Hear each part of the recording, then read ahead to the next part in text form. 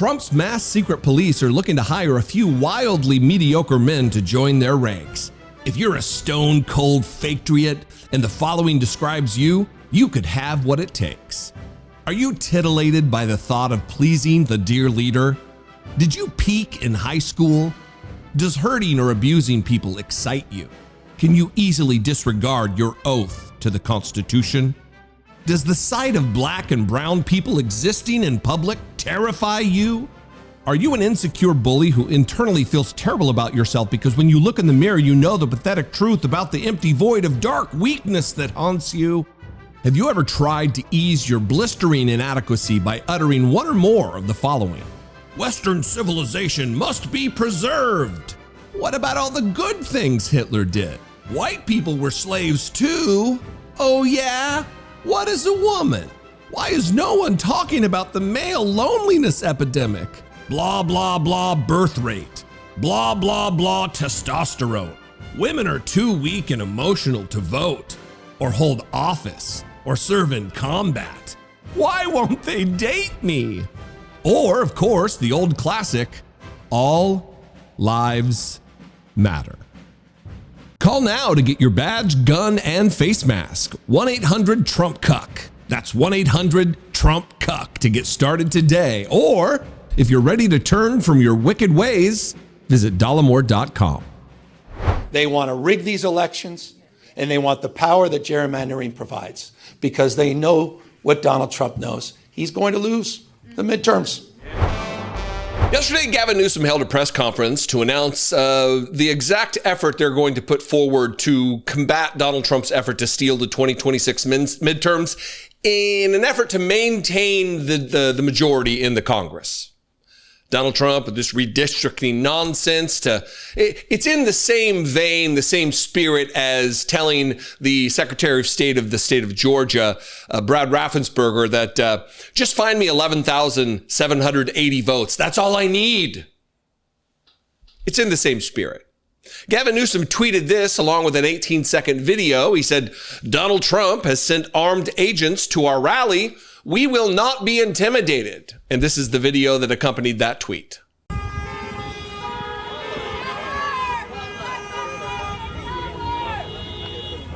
what's going on here? Hey, now we're here making Los Angeles a safer place since we won't have politicians. We do that ourselves. So that's what we're here today, as you can see. And look, for all of the criticism that I have had and still have for Gavin Newsom, I'll tell you this.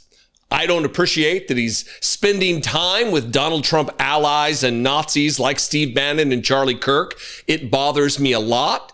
It forces me into the position to oppose a Democrat. But let me tell you this. Unlike some of these clowns that refused to vote for Kamala Harris because of the genocide that was taking place, that she had no role in whatsoever, no power in whatsoever, being the vice president of the United States, I will tell you this. I loathe Gavin Newsom. It bothers me seeing him get all the airtime from Brian Tyler Cohen and Midas Touch. It bothers me a lot that people are looking the other way of his cozy relationship with racists and white supremacists and Nazis, platforming them. It bothers me a lot. But as much as it bothers me, I'll still vote for Gavin Newsom every single day over a fascist candidate like Donald Trump. And I support his effort wholeheartedly to claw back power and fight the fight set by these new rules, fight the fight according to these new rules set by Republicans. And I'm here to tell you that I'm very fond of the language he uses, the plain, clear language about the weakness, the fecklessness, the insecurity of Donald Trump, which is where we're going to start with this clip from yesterday's press conference. They want to rig these elections, and they want the power that gerrymandering provides, because they know what Donald Trump knows. He's going to lose the midterms. He knows de facto his presidency ends in 17 months when Speaker Jeffries is back in office. He knows it. Why else? Why else would you try to rig the system? Why else would you make the phone call? He's a failed president. Who else sends ICE? Same time, having a conversation like this. Someone who's weak. Someone who's broken. Someone whose weakness is masquerading as strength. The most unpopular president in modern history. An economy that's collapsing all around him. You saw the new wholesale prices going up almost a full percentage point today. Inflation is going up. Job creation is going down. He's trying to rewrite history, Smithsonian, censoring historical facts. And in the spirit of what Adam Schiff said, he's trying to put America in reverse on voting rights, civil rights, LGBTQ rights, on women's rights. He wants to bring us back to a pre-1960s world. That's what this is all about. It's about power. And I want to end on this. And we are about to give power back to the people. We need more of that. We need absolutely more of that. In fact, Gavin Newsom might be the perfect candidate if he wasn't so fond of platforming white supremacists like Steve Bannon, election deniers like Steve Bannon and Charlie Kirk and Michael Savage and the rest of these dipshits. Maybe he saw the error of his ways and now he's going to reverse course a little bit. Hopefully so. But the other part of this is, why are we here? Why did they hold the press conference? Why are they there being forced to say we're unintimidated by Donald Trump's masked secret police? And this is why. This is the effort being put forward by California Democrats to save national democracy, because states like Texas and others are being cajoled, being pressured. Some are just offering their allegiance to the dear leader fascist willingly. But this is why. This is why the effort is so important. Listen to Gavin Newsom. And so we're here with our state of mind, with the clarity of our purpose and conviction, to recognize that we need to reconcile the world we're living in. We do have agency. We're not bystanders in this world. We can shape the future, and that's what we intend to do today. We're here because Donald Trump, on January 6th, tried to light democracy on fire, tried to wreck this country, tried to steal an election, as Alex just said, by trying to dial in for 11, almost 12,000 votes. And here we are, in open and plain sight, before one vote is cast in the 2026 midterm election. And here he is once again trying to rig the system. He doesn't play by a different set of rules. He doesn't believe in the rules. And as a consequence, we need to disabuse ourselves of the way things have been done. It's not good enough to just hold hands, have a candlelight vigil, and talk about the way the world should be. We have got to recognize the cards that have been dealt. And we have got to meet fire with fire. And we've got to be held to a higher level of accountability. So that's what this is about. It's not complicated. We're doing this in reaction to a president of the United States that called a sitting governor of the state of Texas and said, "Find me 5 seats." We're doing it in reaction to that act. We're doing it mindful of our higher angels and better angels. We're doing it mindful that we want to model better behavior, as we've been doing for 15 years in the state of California with our independent redistricting commission. But we cannot unilaterally disarm. We can't stand back and watch this democracy disappear. We can't stand back and watch this democracy disappear district by district all across this country, not just in Texas, but in Missouri, where J.D. Vance went just a week ago, in Indiana, in places like Ohio, in places like Florida. We need to stand up, not just California. Other blue states need to stand up. We need to be firm in our resolve. We need to put back.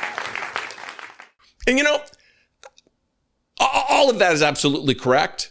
New rules have been set. And if we don't follow the new rules, if we allow someone playing the game to change the rules mid-game and they have an advantage, if we're going to play by the old rules while this person is circumventing all norms, we're going to lose. And if we want to save the republic, we need to play by the rules that are now being played by Republicans. Kristi Noem was asked about this on Fox News yesterday, by the way. I want to add this as an aside about her sending the armed masked secret police outside the venue where Gavin Newsom was giving this speech. And this is what she had to say about the matter. I want to get to some new video, if we can, Secretary. This is coming from our reporters in L.A. right now, where they say that Border Patrol has arrived just outside of the downtown L.A. venue where Governor Gavin Newsom was actually holding a press conference today. And it appears that those Border Patrol agents are making arrests, illegal immigrants that I don't know if they were at this press conference, if they were in the area, but this is a very, as John put it when we first saw this video, a very in-your-face way to let, Democrats know that you are going to do your job, that you're going to carry out these Trump policies. Can you just respond to this video that we're watching right now? Yeah, every single one of our ICE and Border Patrol operations is built on information, on investigative work. It's a case and an operation that has been planned because of who they think could be in that area and what they have for information that shows that there are illegal criminals there. Remember, we're focusing on the worst of the worst. So I don't know specific to what information that they had for that operation that they planned today, but it was based on the investigative work that all law enforcement officers do for every single operation they conduct to make sure that they're getting dangerous criminals off our streets. We're focusing on the worst of the worst, she says. Let me tell you something.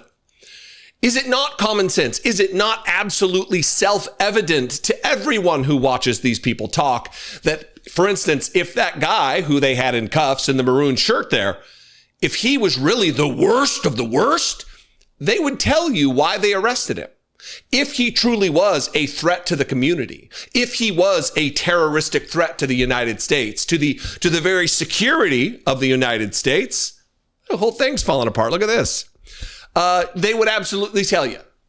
They would absolutely say, oh, we're arresting him because he's a child molester, or we're arresting him because he's a child trafficker, or because he's a human trafficker, or because whatever reason they would let you know.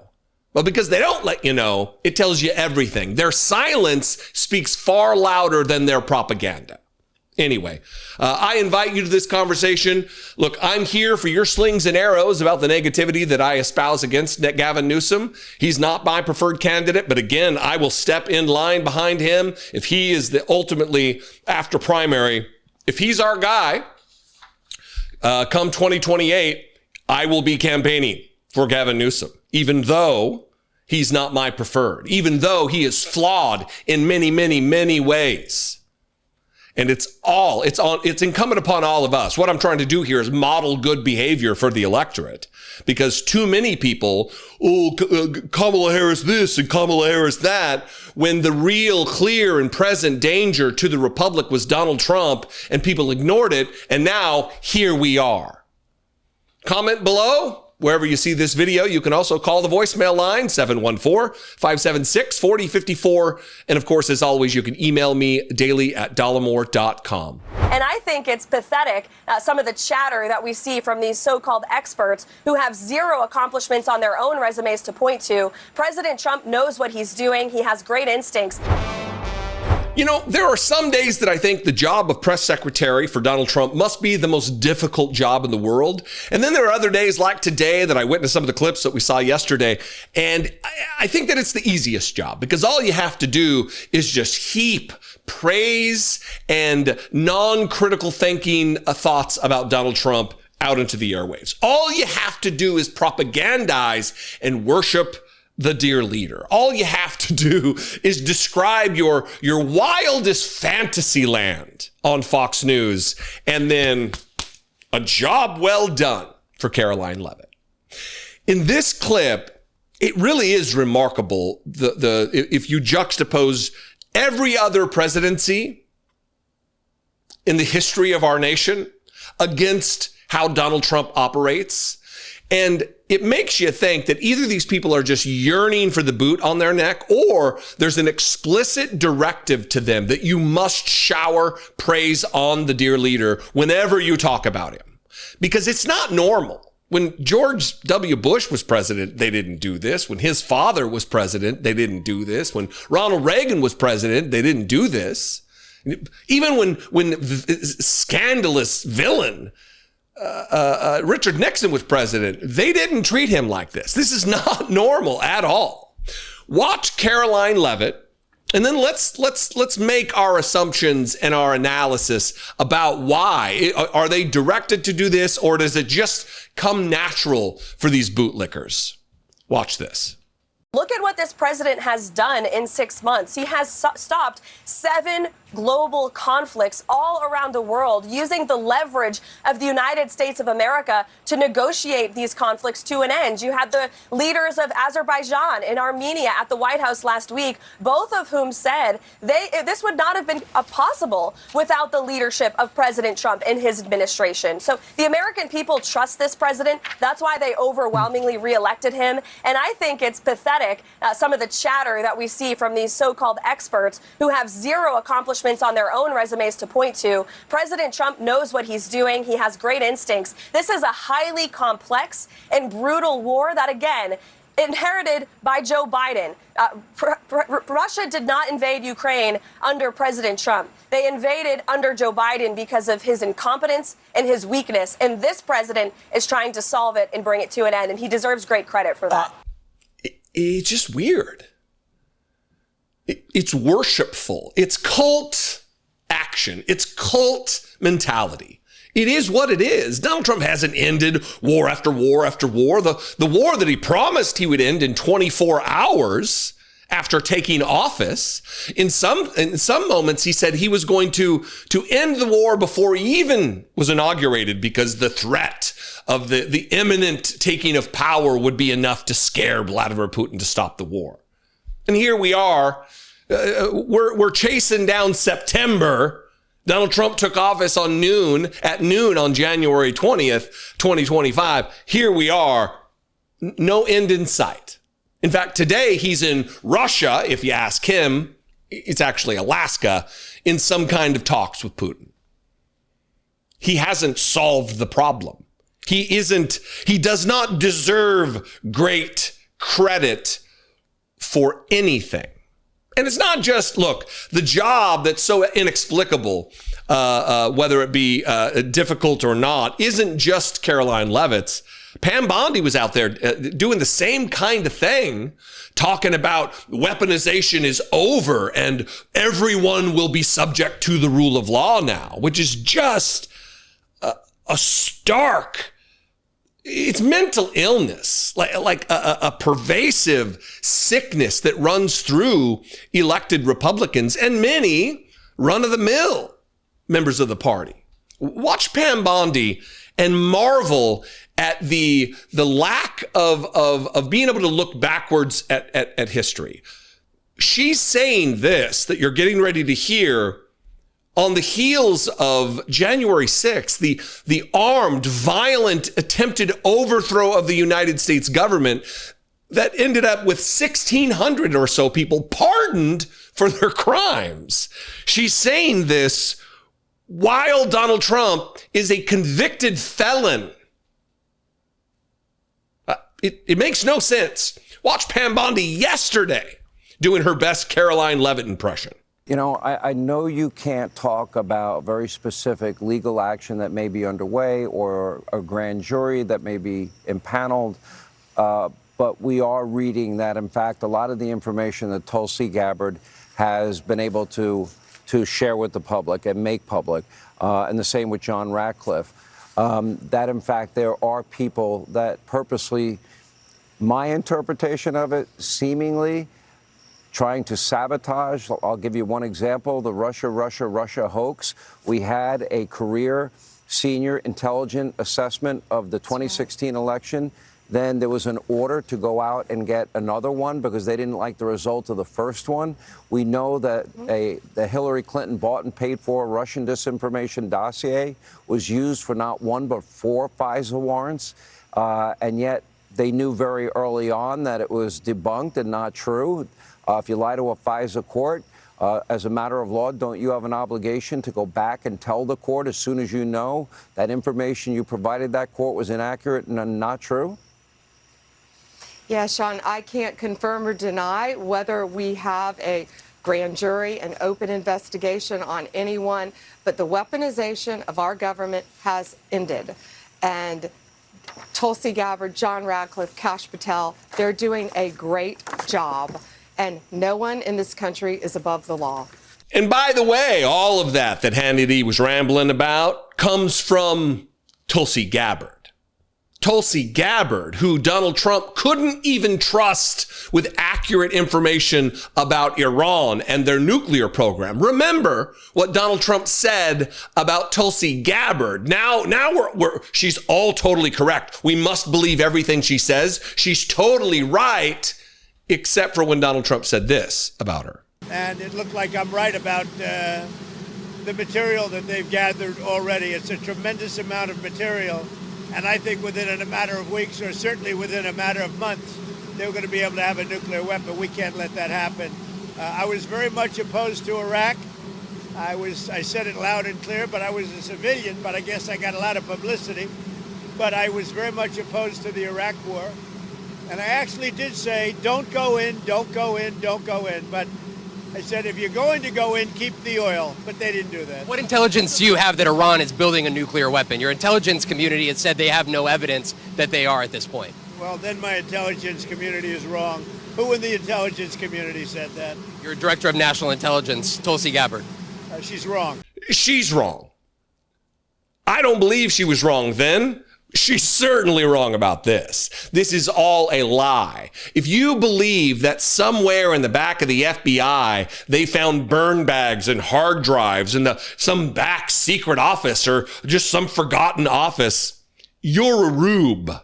You're MAGA. That did not happen. And Tulsi Gabbard is not to be trusted. She wasn't to be trusted when she was a registered Democrat, when she was an elected Democrat. She was a liar and a grifter and a charlatan and a bomb thrower then.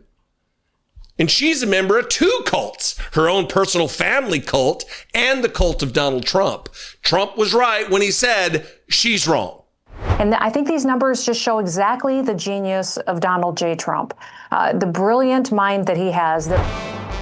You know, speaking of sycophants, I'm constantly, it seems every day at some point, I'm talking about the weird cult sycophancy, bootlicking lapdog nature of Republicans who talk about bold patriotism and freedom from tyranny and don't tread on me. All of this comes from conservatives, the same conservatives who just worship at the throne of their bold, strong, manly man, dear leader, Donald Trump.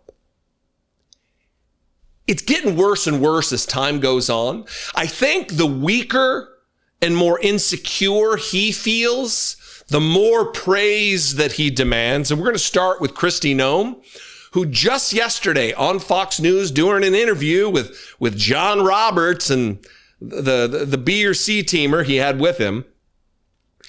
And Kristi Noem goes into this thing about the brilliant mind of Donald Trump, the brilliant mind of Donald Trump. She says it with a straight face while she lives rent-free in a military house. Her bills paid by the federal government. What other cabinet official has their rent paid by the federal government, by taxpayers? So it makes sense that she wants to kiss Donald Trump's ass, that she wants to massage whatever she massages on Donald Trump. And she's got a good gig. She wants to keep it. Watch her here, waxing poetic in the most Pyongyang North Korean way that you can about the dear leader. We need all these other leaders to grow up and start sharing this information on these criminals that shouldn't be in our country in the first place and send them back home to face the consequences for their crimes. But one thing that John and Aisha that I want to talk about today is these incredible numbers that you just at the top of this hit, is that We have 1.6 illegal immigrants that have left this country voluntarily. And I think these numbers just show exactly the genius of Donald J. Trump. The brilliant mind that he has, that when he was elected in November, he knew he had to make America safe again. And he said, Kristi, if you're going to be my Homeland Security Secretary, we're going to follow the law. You're going to do commercials. You're going to tell the world that no longer will we tolerate people being in our country illegally and that they need to go home. And he messaged it strong. There were consequences if you broke the law and you were a criminal in this country and you needed to leave. And overwhelmingly, the world got the message. They're leaving on their own, which is the best thing for American citizens. Not only did 1.6 million people leave the United States that shouldn't be here, but also 2.5 million Americans became employed in the last 6-7 months. That's incredible growth for U.S. citizens that will benefit their families and the people who love this country, who were born here, who want to be employed, and now have new opportunities for success as well. These numbers that she just quoted incorrectly, 1.6 rather than 1.6 million, these numbers show the brilliance, the genius of Donald Trump. That's embarrassing. No action that Joe Biden took as president revealed his great genius. They revealed a little courage, a little policy understanding, a little acumen about how to get things done, but it didn't reveal any genius. This is cultish, weird behavior that nothing can be said negative about the dear leader. Nothing. Do not speak ill of the cult leader. Do not. You will suffer retribution at the hands of MAGA. Donald Trump is truly a genius who must not be crossed. He has uncanny instincts, which is laughable, although it is something that the Secretary of State of these United States said just a couple of months ago about Donald Trump. Here is another cult member, if you'll remember this moment, from Marco Rubio. I think, but ultimately, once the president makes a decision, his instincts are uncanny. And we have to appreciate that that's one of the things the people of the United States voted for, is a president who has incredible instincts about the right thing to do. And our job is to operationalize that. When he says, this is the direction I want to go, our job is not to spend all day trying to change his mind. Once he's made a decision, our job is to go out and make sure the president's orders are executed on. That's the way administrations work. When administrations fail is when you're filled or surrounded by people who don't agree with you, and so no matter what the president orders, spend their time trying to undermine him. We have a president who's been elected. He's been very clearly, I mean, as clear as anyone who's ever been elected, outlined what his views are on everything, including foreign policy. That's what the people of our country voted for. That's how our republic works. And our job is to go out and operationalize, execute on the president's vision based on really uncanny instincts. Well, and I think that's... You heard that, right? As advisors, our job is not to advise Donald Trump. It's just to see that his uncanny instincts are brought to life. What? And look, it's not just media, or it's not just government officials. It's media. It's state media, which is now Fox News, Newsmax, OAN, Breitbart, the New York Post, Wall Street Journal in many cases. All of these conservative outlets do the same thing where they worship at the throne of the dear leader for fear of retribution. We've seen what he's done to CBS. We've seen what he's done to other lawsuits where people are settling, Paramount, all of this, ABC. They're afraid of him. We've seen Jake Tapper turn tail, bend the knee, kiss the ring. Morning Joe, same thing. Them racing to Mar-a-Lago to kiss Donald Trump's ass even before he took office. And Fox News might be chief among them, hiring Donald Trump's daughter-in-law as an anchor. All of Donald Trump's staff is just impregnated within the ranks of Fox News. It's all very incestuous and gross. But here, remember this moment where Fox News was saying that, look, if Donald Trump doesn't get the Nobel Prize, then it's totally worthless. It's meaningless if Donald Trump doesn't get one, because of all the peace that Donald Trump has brought to the world and to the nation. So there's a lot to be done to bring peace, but no one can say this guy has not tried and that he's not just more deserving of a Nobel Peace Prize than any other leader on the planet Earth, and certainly more than Barack Obama, who did nothing and got the prize. who ran a political campaign and then got a Nobel Peace Prize. In a normal world, of course, Donald Trump would have been awarded the Nobel Peace Prize. If he doesn't get a Nobel Prize, the Nobel Prize becomes meaningless. So It may already be, but yeah, he might revive it if they give it back. Yeah. The shocking, maybe the most shocking thing to me is that these people who are rational, clear thinking, free thinkers with agency, does she really believe? Do they really believe? This is the overarcher, I guess. I don't understand it. Given all that we know about Donald Trump and his intellectual incuriosity, his lack of intellect, his lack of even being able to speak at a high school level or a junior high level, I mean, he speaks at like a second grader. And they still act like he's an uncanny genius with instincts, and they're claiming things that did not take place, that will not go down in history as true. Donald Trump didn't end any wars. He is not qualified or capable for the Nobel Peace Prize or the Nobel Prize in Economics, which is another thing I'm not going to play here because the video is going too long. Was it Larry Kudlow or was it Peter Navarro? One of these. I mean, they all blend together, but also said because of Donald Trump's tariff policy, he should probably be considered for the Nobel Prize in Economics. It's just, anyway, I don't know. He has normalized political violence in the discourse that Republicans, it's like oxygen to them. It's the new normal. Listening to Republicans, if you do listen to them and believe what they say, you would think that the United States is on the verge of collapse because of crime, rampant crime, and it's necessary. The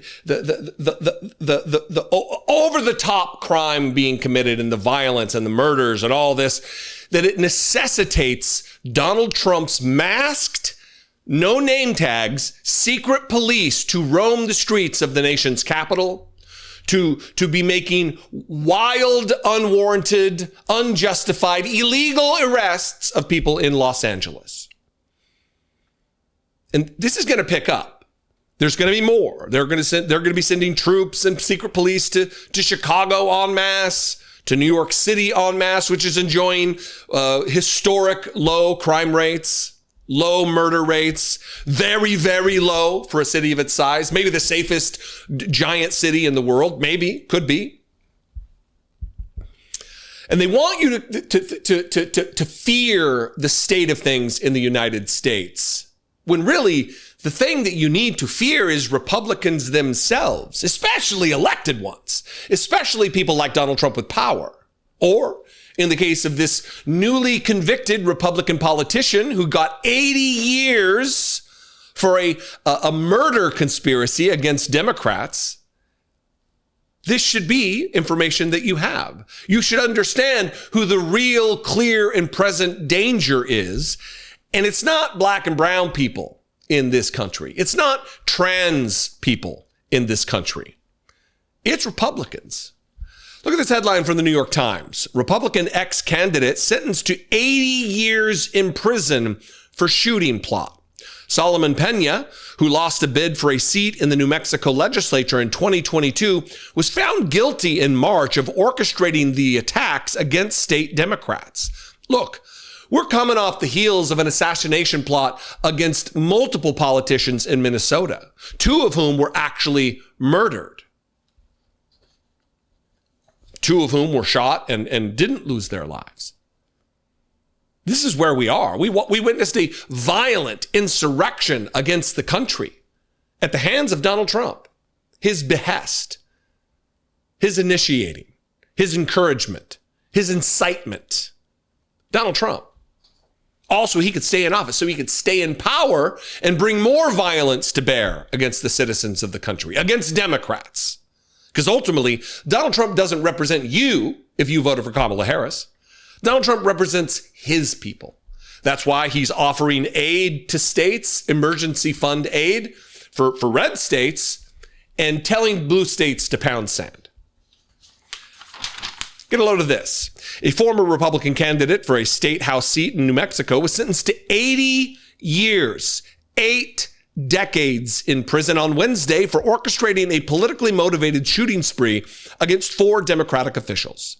The series of shootings happened in December 2022 and early January 2023, weeks after the candidate Solomon Pena had lost his race. When Mr. Pena, 42, was arrested in January of 2023, the authorities said he had paid 4 men in cash to shoot at the homes of certain Democratic officials, including a county commissioner and state senator. No one was injured in the attacks. Thankfully, in this case, no one was injured in the attacks. We cannot say the same of the assassination plot against those Democrats in Minnesota. In March of this year, a jury found Mr. Pena guilty on 13 federal charges, including conspiracy, weapons-related charges, and interference with federally protected activities. Mr. Pena's sentencing brings to an end a closely watched case that has rattled politicians in New Mexico. And by the way, as an aside, as an interjection here, and it should alarm politicians all across the country. Because let me ask the question, is a pardon incoming here? This, after all, was a federal case that Donald Trump does have.